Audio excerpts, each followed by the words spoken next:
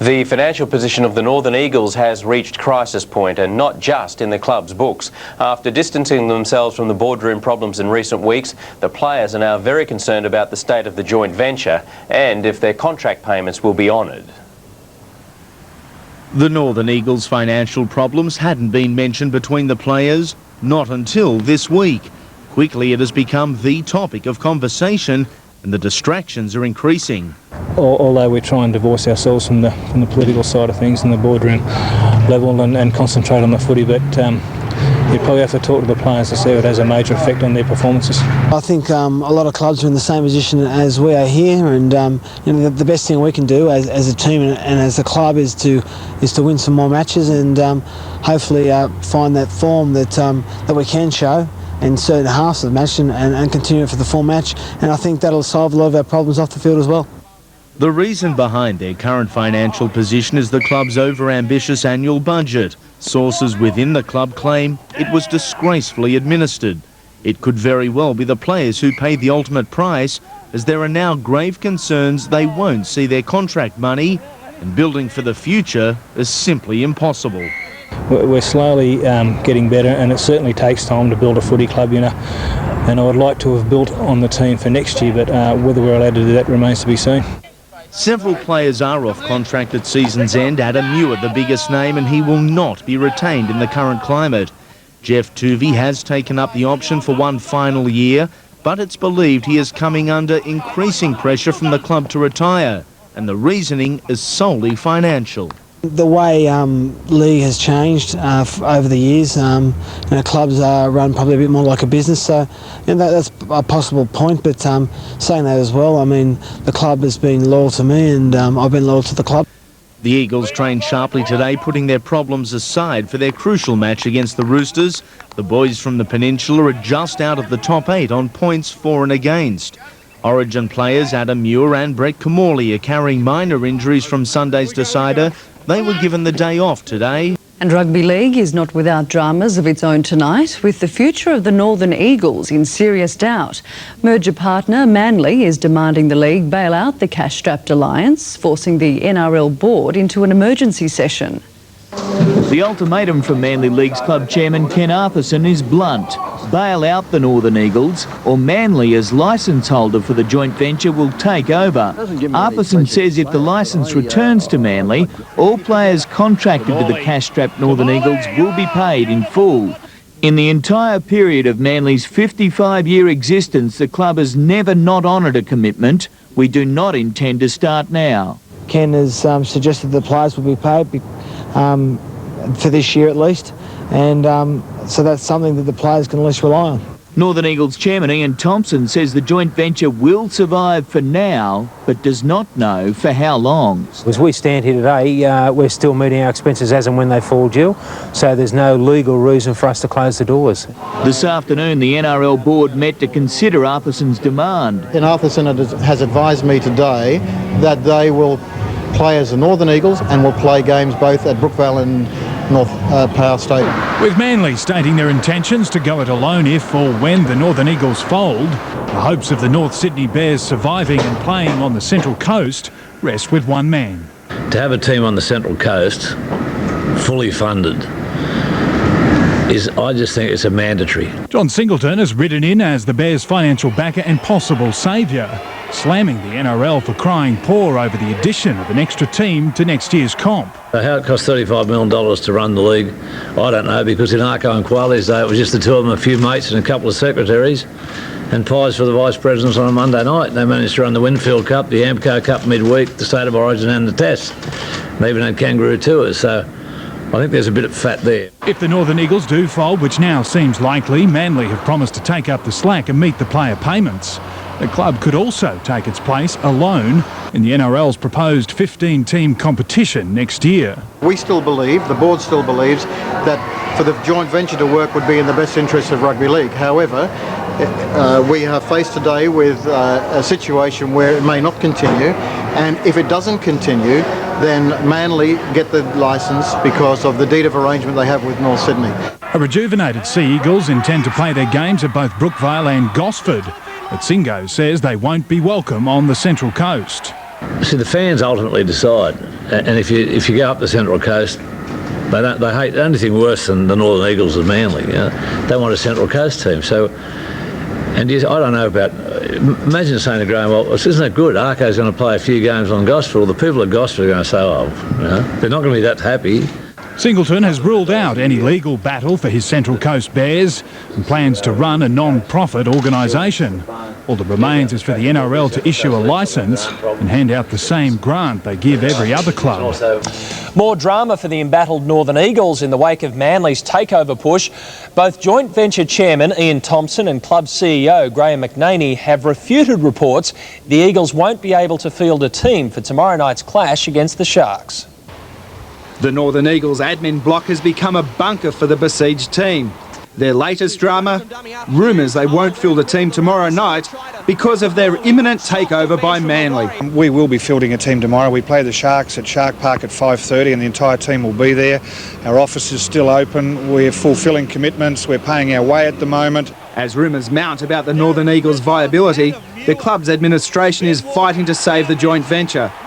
But the uncertainty is having a negative effect on the team. It can't be easy for the players to read every day that the future is uncertain. It's not, certainly not easy for myself and my staff who've just worked fantastically well to get us to this position. As Manly positions itself to again be a top-flight club, even if under the Northern Eagles banner, millionaire businessman John Singleton maintains the Eagles should remain on the peninsula. And he says the Central Coast should have its own team.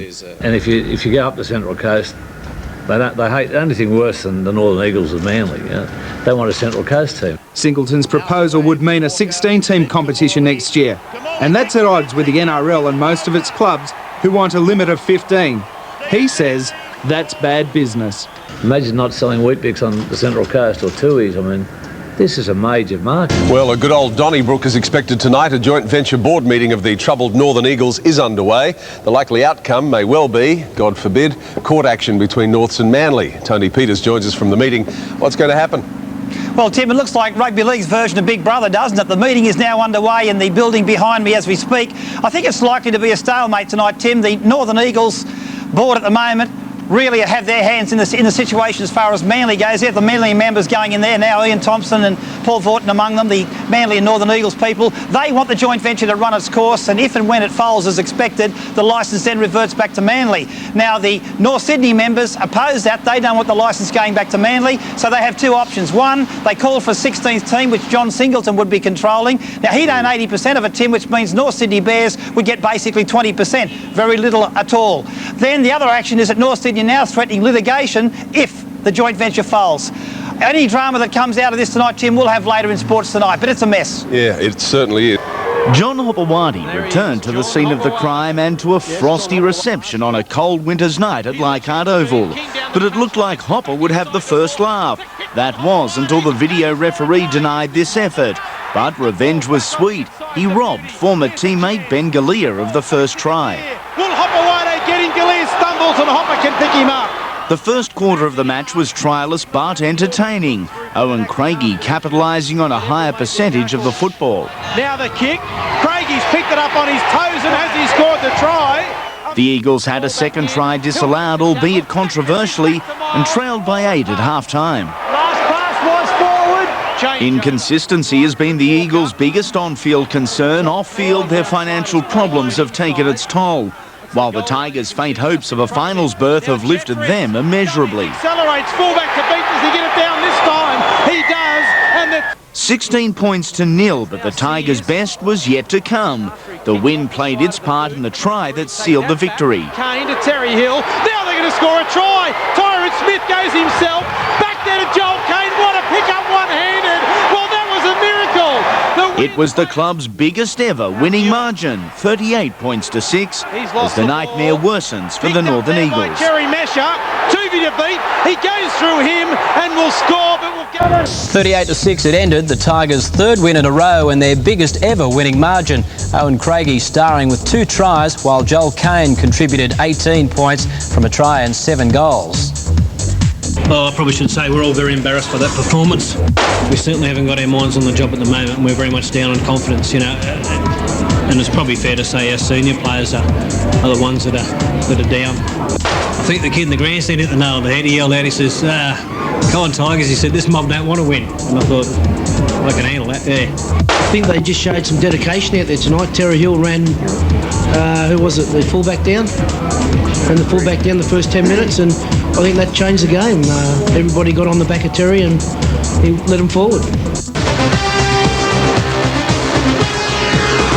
You're watching Fox Sports News. After just 2 seasons, the Northern Eagles are on death row, but the old Manly colours are set for a rebirth in a 15-team competition next season.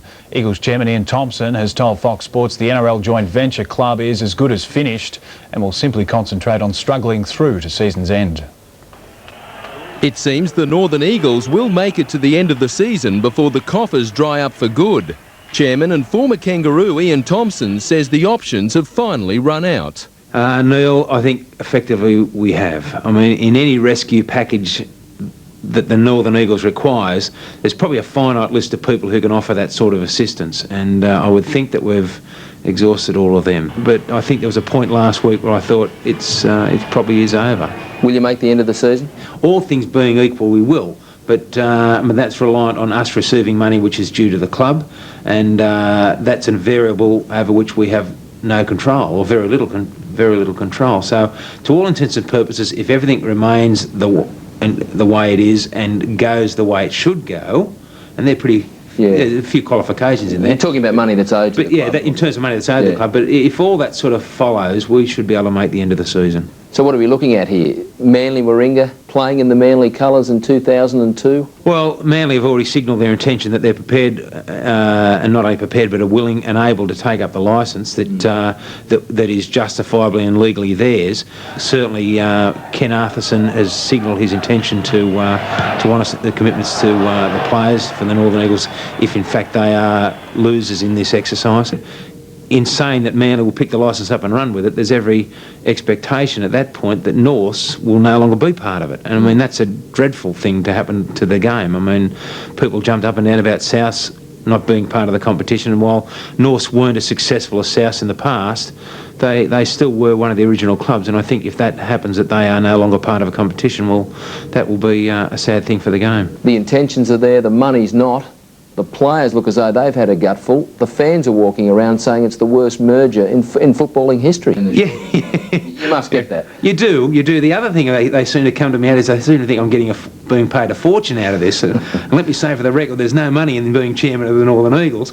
But certainly there's been a lot of doomsday people out there right from the word go who said it won't work, it won't work, it won't work. And while that they might be rubbing their hands together now saying, see, I told you so, yeah. I think it could have worked. I genuinely believe it could have worked. So what would have made it work?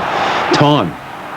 And I don't think it sits well with anybody on the board that they would be part of a board that's seen the demise of the Northern Eagles, albeit none of it, that it hasn't been through any actions of theirs. Yeah. Thompson walked into this interview only hours after the last bid for survival fell over. The player payments have been a critical factor, but in the game. But in our case specifically, it was the budgeting process that was done at the end of the 2000 season, which once the current board took over the reins, it was fairly clear fairly quickly that the budget was probably a little bit ambitious, but the money had been spent. So I mean, you have to honour those commitments and try and earn try and fill the hole. But in our case, sadly, the hole was too big. You know, there's no way a club can carry the $500,000 a season price tag on blokes like Kimmorley and then so on and so on. I mean, it does look ludicrous now. But it does. But I mean, the previous board put a budget together which showed that or justified that purchase of that order, and believe probably. It's easy in hindsight, but believed at the time, and I can understand how they would believe at the time, that someone like Brett would raise the status of the club on and off the field, and we get more people through the gates, and we get more supporters, and sell more merchandise, and all those things sort of roll up into a budget which you can justify. Yeah. I mean, the reality is that it didn't quite work that way, and that's no reflection on Brett. Far from it. It was a forced marriage. I mean, I see Jim Henry from the North Sydney Leagues Club called it a shotgun wedding, and it probably was that. Sure. Neither club willingly went into the merger. Personally, do you believe the NRL will stick with this 15 team? I think they will, yeah. I think they will. I think they have drawn a line in the sand, and as I said, whether rightly or wrongly, that's where they sit, and they control and run the game in the best interest of the game, and I don't think they'll change at this stage. Tough question, I know, but how far away are we from the death knell, if we can say that? We expect revenue to flow into the club through a number of sources, via a number of sources, and to try, and if that all happens according to plan, we have weeks rather than days for which that we can survive for.